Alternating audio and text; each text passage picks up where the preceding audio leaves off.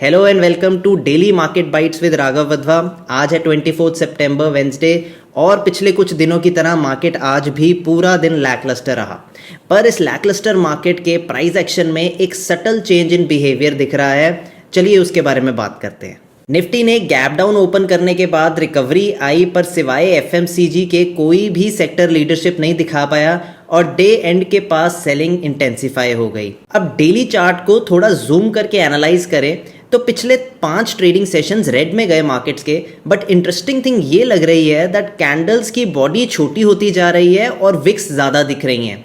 मतलब डिप्स पर बाइंग आ रही है और सेकेंड इंडिकेशन इससे ये मिल रहा है कि मार्केट अभी डायरेक्शनलेस है। इस रीसेंट फॉल में पहले जैसी वाइड रेंज बेयरिश कैंडल्स या वॉल्यूम स्पाइक नहीं है।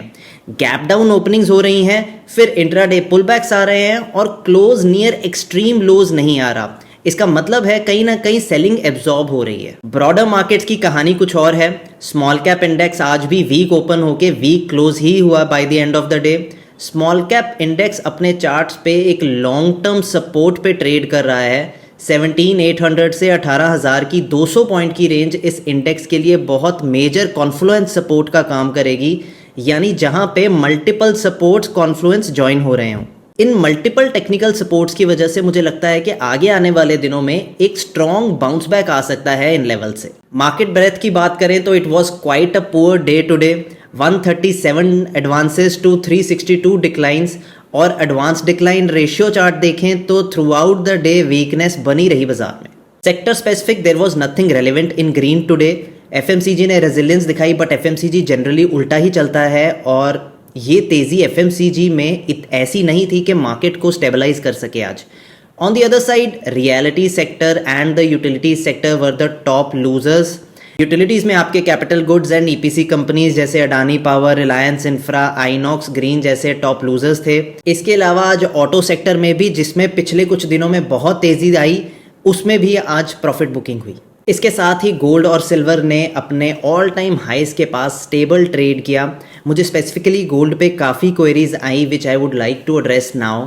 सो गोल्ड अब सिर्फ एक स्लीपिंग एसेट नहीं रहा, बल्कि मार्केट में अपनी एक स्पेसिफिक जगह बना चुका है due to its performance in last 1 year.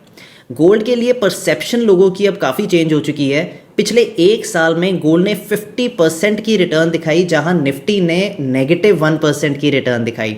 ये डेटा को थोड़ा सा लॉन्ग टर्म देखें तो गोल्ड का CAGR 14% आया है ओवर द लास्ट 5 ईयर्स और वहीं पे निफ्टी का CAGR 18 से 19% आया है ओवर द लास्ट 5 ईयर्स। सो हम ये कह सकते हैं कि लॉन्ग टर्म बेसिस पे गोल्ड कैचिंग अप कर रहा है निफ्टी की रिटर्न्स को। हिस्टोरिकली इक्विटीज़ ने आउट परफॉर्म किया है गोल्ड को ओवर द लॉन्ग पीरियड, लेकिन राइट नाउ गोल्ड सभी एसेट क्लासेस को आउट परफॉर्म कर रहा है और इस सर्च को ड्राइव जो कर रहा है that is massive geopolitical forces. So in short अगर मैं बात करूं कि गोल्ड का प्राइस क्यों बढ़ रहा है, सो रशिया यूक्रेन वॉर के बाद जब यूएस ने रशिया का स्विफ्ट बंद किया तभी ग्लोबल ट्रस्ट यूएस डॉलर पे कम होने लगा, क्योंकि ये पहली बार था जब सभी कंट्रीज को लगना लग गया कि नेक्स्ट नंबर इनका भी हो सकता है। अब इसी रीज़न की वजह से चाइना, रशिया, इंडिया जैसी कंट्रीज़ अपने रिजर्व्स को डाइवर्सिफाई कर रहे हैं, डॉलर्स की जगह गोल्ड को बाय कर रहे हैं। इंडिया ने भी अपने डॉलर रिजर्व्स काफ़ी कंसिडरेबली कम किए। रीसेंट डेटा को देखें तो इंडिया ने भी $242 बिलियन से अपनी होल्डिंग्स को कम करके $227 बिलियन कर दिया 2025 में। इसके साथ ही चाइना का भी टारगेट है अपने गोल्ड रिजर्व्स को 5,000 टन से इंक्रीज करने का। सो ऑल इन ऑल ये सारे रीजंस हैं जिसकी वजह से गोल्ड के प्राइसेस कॉन्टिन्यूसली ऊपर जा रहे हैं। सो अब स्टार्ट करते हैं Q&A। मुझे कुछ क्वेरीज आई थी, उसको लेने से पहले please read this disclaimer carefully. We are SEBI registered research analyst and investment advisers और मेरा कोई भी व्यू को आप इन्वेस्टमेंट एडवाइस नहीं, बल्कि ये मेरा एजुकेशनल इनिशिएटिव है। जिन कंपनीज़ की मैं बात करूँगा वो हो सकता है उनमें हम इन्वेस्टेड हों या रिकमेंड की हो सकती हैं, hence my view can be biased. So first query है विक्रम जी की। He says he bought SAIL at 130 last year, should I hold और एग्जिट? तो विक्रम जी, सेल का चार्ट मुझे बहुत इंटरेस्टिंग और बहुत बुलिश लग रहा है। लैकलस्टर मार्केट में भी हाई रिलेटिव स्ट्रेंथ दिखा रहा है। 130 से लेके 140 के बीच काफ़ी स्ट्रॉन्ग रेजिस्टेंस है, जहां से काफ़ी बार स्टॉक 100 के लेवल्स पे आता रहा है। बट मुझे लग रहा है कि इस बार जिस इंटेंसिटी से अपसाइड मूव आई है पिछले कुछ दिनों पे, मुझे लग रहा है इस बार ये अपनी रेजिस्टेंस को ब्रेक कर जाएगा। और अकेला सेल ही नहीं बट पूरा मेटल सेक्टर मुझे लग रहा है बहुत अच्छे चार्ट्स बना रहा है। तो यहाँ मुझे सेल में 25 से 30% की अपसाइड दिख रही है। But having said that I would say कि ये मेरा पर्सनल व्यू है, आप अपने फाइनेंशियल एडवाइजर से ज़रूर सलाह लें। सो एक और क्वेरी मैं लूँगा before we wrap it up for today. Anand ji is asking my view on Netweb technologies.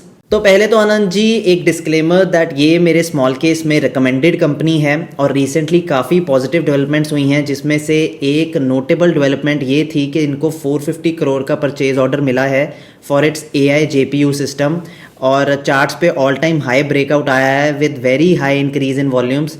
Short term में क्योंकि बहुत जल्दी ये तेज़ी बनी है तो वॉलेटिलिटी बनी रह सकती है, बट लॉन्ग टर्म के लिए मैं इस कंपनी में पॉजिटिव हूँ। So that's it for today. अगर आपकी कुछ क्वेरीज हैं मार्केट या स्टॉक्स को लेके तो आप इस वीडियो पे कमेंट करके पूछ सकते हो and I will try to take them up in my next video. Thank you.